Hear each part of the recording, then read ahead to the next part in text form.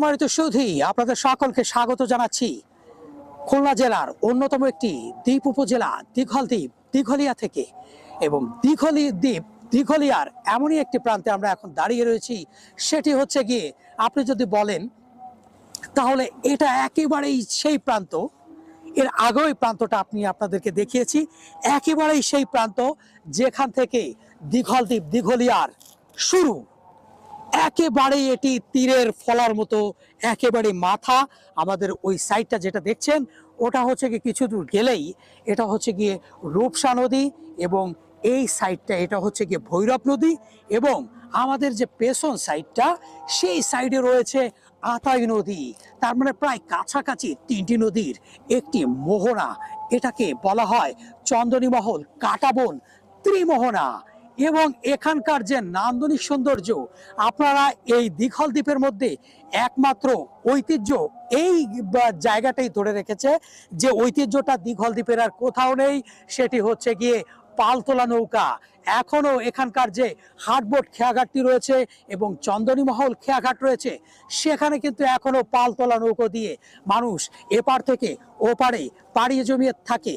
তাছাড়া এখানে পাবেন আপনি অল্প একটু দূরে গেলেই 7 নম্বর ঘাট।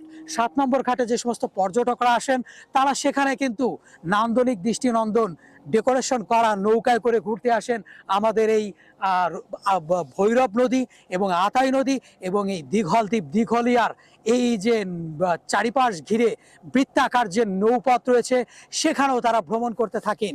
এত চমৎকার একটি জায়গা। এখানে একসময় প্রচুর পরিমাণে বাবলা গাছ ছিল, কাটা কাটা বাবলা, এবং এখানে প্রচুর পরিমাণে পর্যটকরা আসতো, যার কারণে এটার নামকরণ করা হয়েছে কাঁটাবন। আমি এখন যে জায়গাটা রয়েছি, একেবারে সরু, একেবারে তীরের ফলার মতো যে জায়গাটা, সেটা কিন্তু দীর্ঘদিন ধরে ভেঙে আসছে, ভাঙন কবলিত এলাকা। এবং এটা ভাঙতে ভাঙতে আস্তে আস্তে এখানকার যে আপনার ইয়েটা রয়েছে, গুচ্ছগ্রামটা রয়েছে, সেটিকে কিন্তু গ্রাস করতে শুরু করেছে। সুতরাং এই যে আমাদের এই যে